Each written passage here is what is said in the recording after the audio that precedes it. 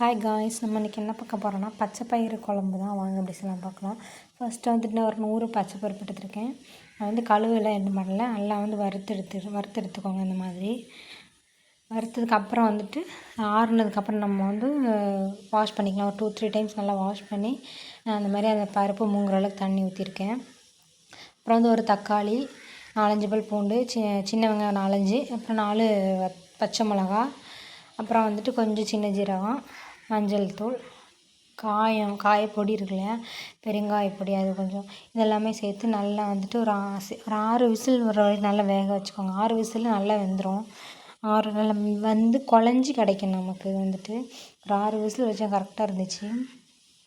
இப்போ வந்துட்டு இதெல்லாம் நம்ம வந்துட்டு வேக வைக்கணும். கொஞ்சம் வந்து தேங்காய் எண்ணெய் ஊற்றிக்கோங்க. தேங்காய் எண்ணெய் ஊற்றி அப்படின்னா சீக்கிரம் வெந்துடும்.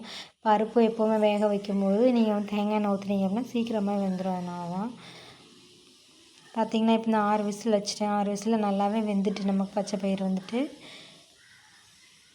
நல்லாவே வெந்து குழஞ்சி கிடச்சிருக்கு.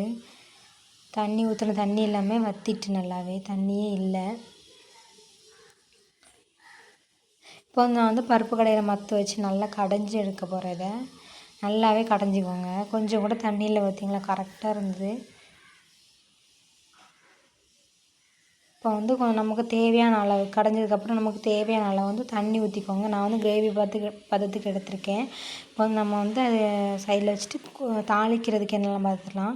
நான் வந்து குக்கிங் ஆயில் ஊற்றலாம். நான் வந்து தாளிக்கிறதுக்கு தேங்காய் எண்ணெய் தான் ஊற்றிருக்கேன். தேங்காய் எண்ணெயில் தாளிச்சிங்கன்னா சூப்பராக இருக்கும்.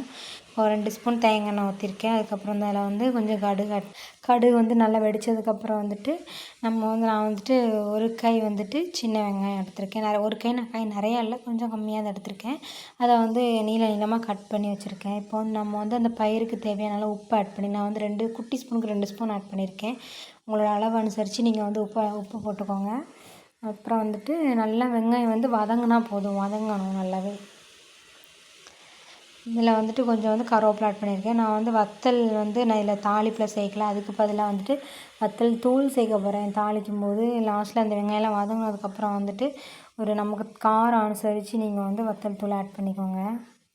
வெங்காயம் வந்து கருக வேண்டாம், ரொம்பலாம் ப்ரௌன் கலரில் வரணும் அப்படின்னு இல்லை, வதங்கினாலே போதும் வெங்காயம் வந்துட்டு.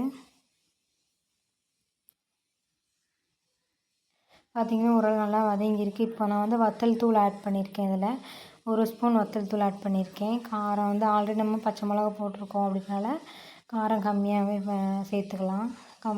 வத்தல் தூள் ஆட் பண்ணப்பறம் அடுப்பை ஆஃப் பண்ணிடுங்க, இல்லைனா வந்து வத்தல் தூள் எல்லாமே கரிஞ்சிரும். அதனால் இப்போ நம்ம வந்து தாளித்ததை வந்து ஊற்றிக்கலாம்.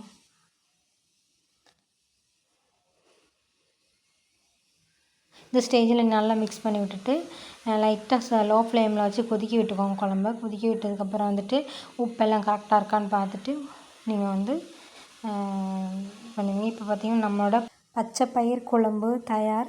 நீங்கள் இதேமாரி வீட்டில் செஞ்சு பாருங்கள். ஷேர் பண்ணுங்கள், லைக் பண்ணுங்கள், கமெண்ட் பண்ணுங்கள். Thank you all.